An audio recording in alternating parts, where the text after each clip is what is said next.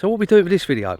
Well, we're back at the old Alien Lake. Look at that out there, beautiful. And we're going to cover my session. I've got 2 days of how we're going to go about it, how we're going to position the baits, all that type of stuff.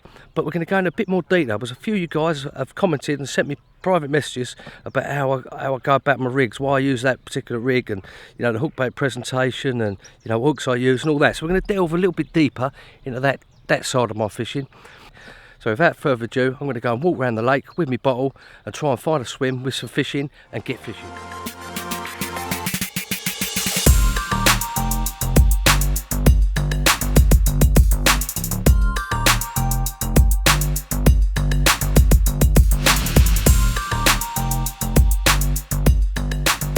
Good look round, as you saw.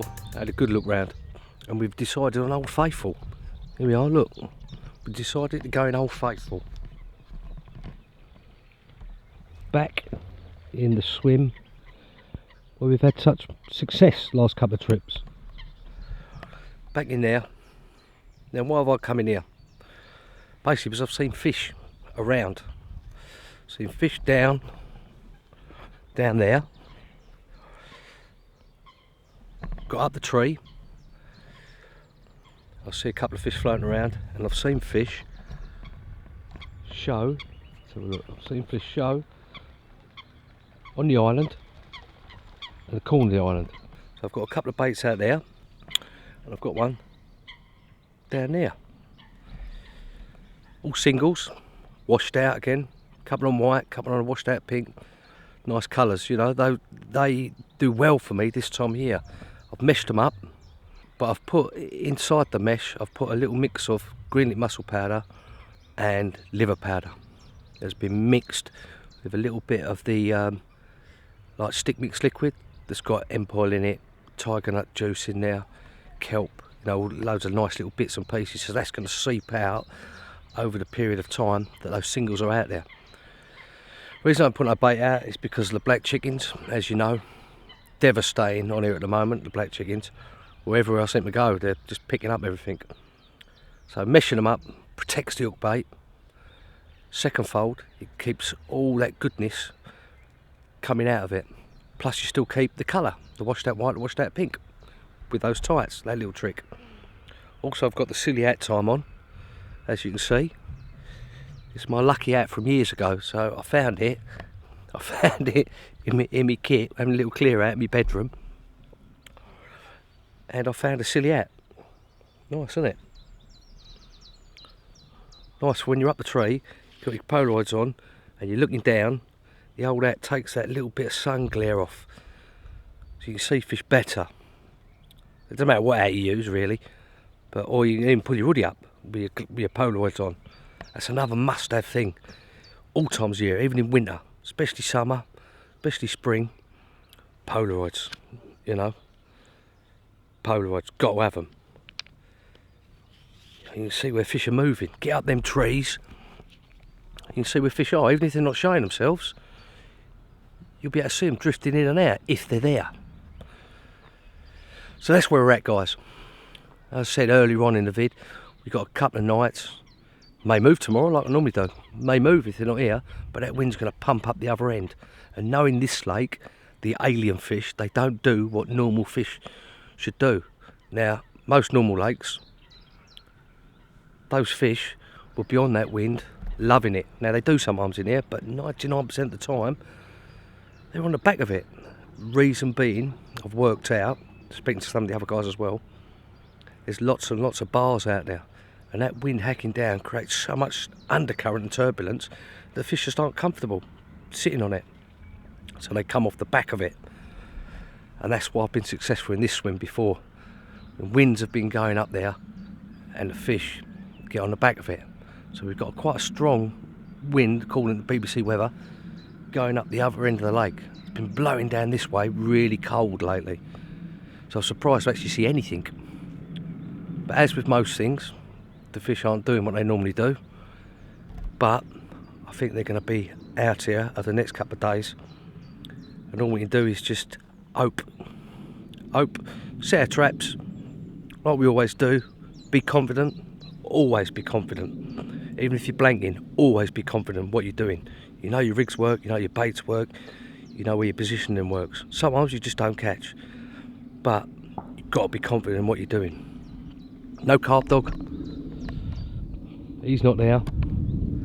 He's recovering indoors still. He's alright, he's almost at 100%, but I can't bring him down here anyway. But he will be coming to the other lakes that I'll be visiting in the spring and summer and winter. He'll be coming with me there, so if you've missed him, he'll be back soon, don't worry. So there we're at. That is where we're at. Gonna get the kettle on, make myself a bit of dinner, watch the water, and hopefully we'll get a bite. If not, we'll see where the fish are moving to or showing, and we'll try and move on to them.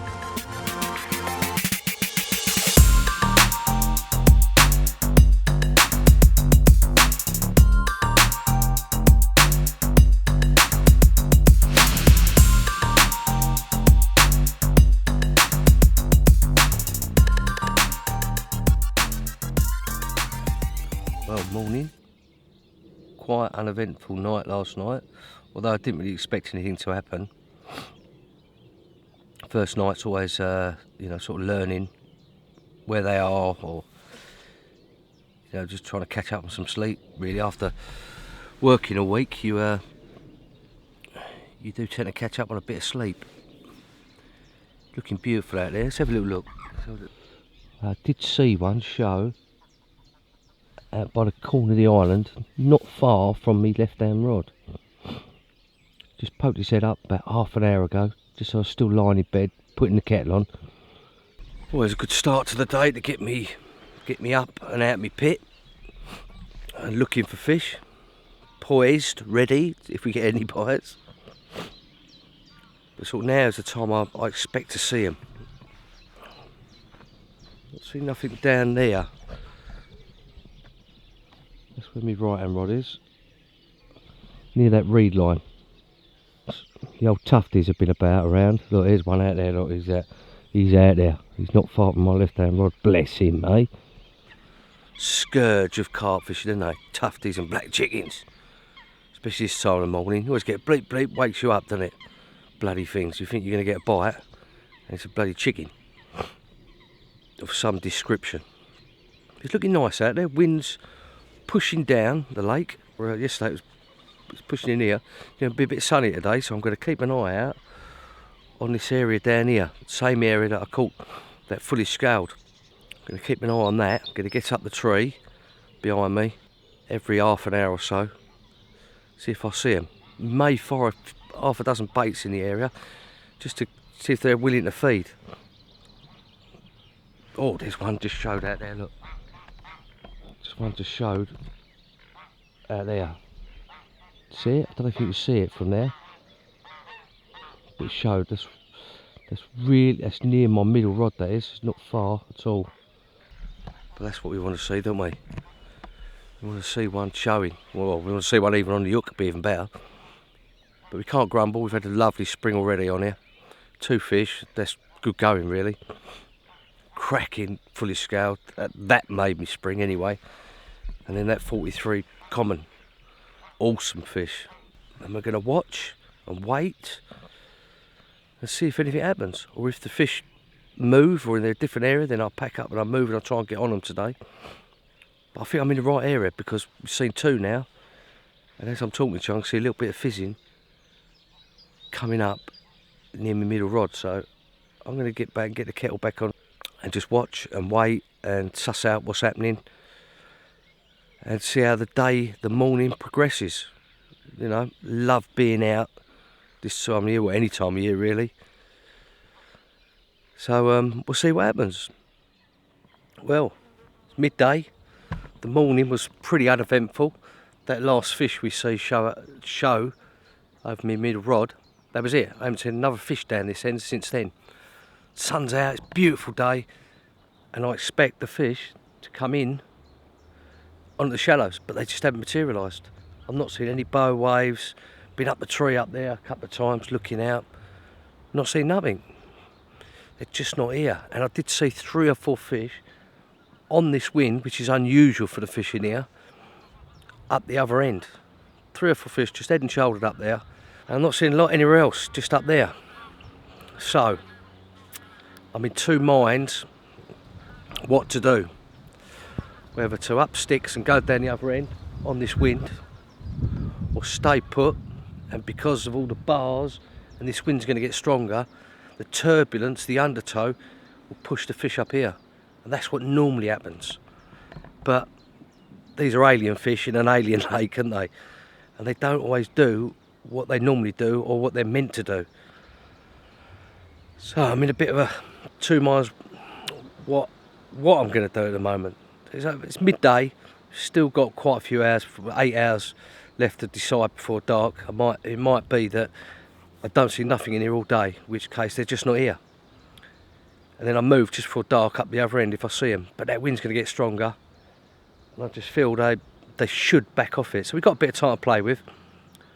So I'm going to keep on getting up that tree and getting down. But what I'm going to do is I'm going to reel the rods in a while anyway, so there's no lines out there, so they can come in if that's stopping them. So that might be a factor, but I don't think it is. But it could be, you just don't know, do you? And what I do is I go and reel the rods in, and I go through my end rig with you, like I promised at the beginning of the video, give you the ins and outs of it, the components and all that type of stuff. So I'm going to keep looking, and I'll see you in a minute.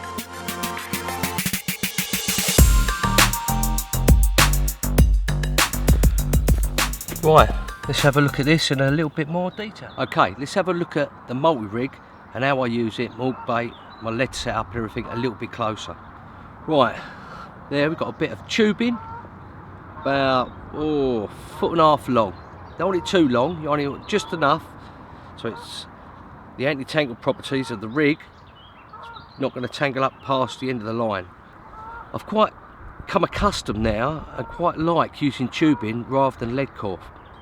It sort of was pushed onto me a little bit from fishing lakes where you can't use lead core, you can't use leaders, things like that. So I've been using the tubing and it seems to be working really well. I quite like it, I'm getting right into it. Got a clip system there with a tiny little lead, that's about 1.5 ounces, 2 ounces, and that ejects the lead on the take. We've got a ring swivel there, so I want lots of movement with the hook link, and it flies better in the air and doesn't tangle. Loop to loop, also that gives you that little bit of extra stiffness there. It aids with your anti-tangle properties, and it's easy just to slip on, slip off. You've got a length of 25 pound Weed PB Products jelly wire. It's semi-stiff, and that really helps push the rig away, and also when the fish gets in its mouth acts as a little bit of an anti-eject type thing. And it's just a really good thin 25 pound hook link. I've used it for years on and off. I mean, there's loads of other good hook links out there you can use, but that's just the one I use and have confidence in. It's what you have confidence in using. If you notice there's a little bit of putty, just below the lead. Now a lot of people put it halfway down or near the hook section, but I put it there for over years of testing it. It just creates a little bit more weight to push it away whilst it's spinning in the air, and I hardly get any tangles at all, if any. Strip back section, about 1.5 inches, and I've got an AB weight on there. Now with these pop-ups, that sinks it nice and slowly. You might have to mess about with whatever pop-ups you're using. Just get. I mean, you can use lead like that, lead shot, or you can use, lead substitute. You can use anything you want there, anyway. A bit of putty, just to get it to quickly balance. Size 4 pinpoint hooks, chod hook. Now these are sharpened to within a lot. They're so sharp, it's unbelievable. Check these out. All these bits in there, I'll put links in the description below where you can go and check them out. You can go and buy them as well. All the little bits and pieces. Really good hooks, really strong, and the best thing is they're just mega sharp. Sharpest I've come across. I can't get them that sharp hand sharpening myself, and I've been sharpening for years. So check them out. But again, it's what you feel confident in using. What chod type hook? It might be a Gardner one, it might be a Fox one. it's whatever you use and feel confident in. That's a straight point. Now I like straight points on my chod hooks. I just find they're better without that curve, beak point. I find they're better hookers, and being so sharp it just stays in, just goes in, don't come out. Also the business end there, you see the loop on the multi-rig. A lot of people have it, so it's like that. So it's only just in line with the point of the hook. I like having it right up the top, then it sits like that, and I think the fish can't see it as much. They can't see the hook and everything else like that. It sits right underneath it, right underneath it. You know, through years of tying it up differently, this really works for me, sitting right underneath it. On top there I've got an SSP baits, washed out fluoro white, and it's been meshed because of the black chickens. And also you can put bits of corn in there, or you can even put paste in there, whatever you want, mesh it up and it stays in there. But for this purpose it just stops the black chickens when they pick it up from pulling it off. You've got a little screw in ring there, it screws into that pop up, just keeps it on. They're never going to get that off. Put a little bit of foam on there when I cast it out, so it gives me a sight, and again it's one of them things that stops it tangling. So there you go, there's a little bit more detail of my multi-rig. If you want to know how to tie it, I'll put a link up the top of this video where you can see how I tie it up. Really good video about, from start to finish, how to tie up the multi-rig. So there we go guys, that's the multi-rig. A little insight into how I tie it and the components I use and why I use them. Well, it's about, what's time now? 7:30. Just finished one of my live streams on the YouTube channel, so if you watched it, big up guys for tuning in. Brilliant comments, great interaction there, and hopefully it helped you. So if you haven't subscribed, subscribe, hit the bell icon, and you get on notification about all the live videos I do. But plus you can go and see them on the playlist, live videos anyway. But where are we? Well, about 45 minutes before the sun sets. Looking nice, wind's blowing in here. Wasn't meant to blow in here, it's meant to blow up there. Saw a few fish in there today, cast a couple of baits to them, but they just weren't interested. Not interested at all. There's a few on there. There's 1, 2, 3, 4, 5, including myself. So it might push the fish about a bit more. And I've started seeing a couple off the corner of the island, just the other side. I'm fishing this side of the island, and the fish are showing the other side of the island. So hopefully they might move around. So I'm expecting a bite 6, 7 o'clock in the morning. So I'm going to wake up early, get the old coffee on, bit of go-go juice, couple of spoonfuls of coffee, and sit and watch and wait. I'm going to stay up. I'm knackered. I was up at 5, so I'm tired, so I'll probably get to sleep about 10. Wish I could stay up a bit later to listen out, see where they are. Well, we've got one more night to go tonight. It's looking nice out there. No fish today. I had a good walk round today. Didn't see anything really anywhere, but this morning I see 3 or 4 fish out in the middle of the lake. That's when it was flat calm. Wind started blowing up there, and the way the wind funnels down in the undertow, I'm hoping, and the sun that was belting in here today, I'm surprised I didn't see loads of them in here. Hopefully they moved down and might have a chance of nicking one. So that's where we're at. We're going to last night. Got to be confident. I mean, that wind's a little bit cold. I'm going to put my hoodie up. You've got to be confident in what you're doing. So the rods are out, singles out, no bait out there. 3 super buoyant pop-ups on the old multi-rigs, and we're going to see what happens. Now I'll leave you with that view to get the old juices flowing. If you're sitting indoors or at work watching this, give you a bit of encouragement to get the rods out and get out fishing. But as yet, no bites, but it does only take one bite, and we've got to be confident. We've got to keep on keeping on. So I'll see you in the morning, guys, or hopefully during the night with the torch on and a big whacker in the net. But we'll see. Speak to you soon, guys.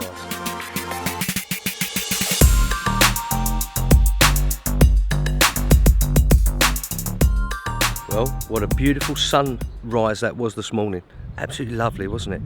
Absolutely beautiful. Quiet on the fishing front. Wind's got up, it's sort of blowing, as you can see. Wind's got up, blowing into my bivvy. Not seen a great deal in front of me, but out in the middle I've seen probably half a dozen fish poke their heads out.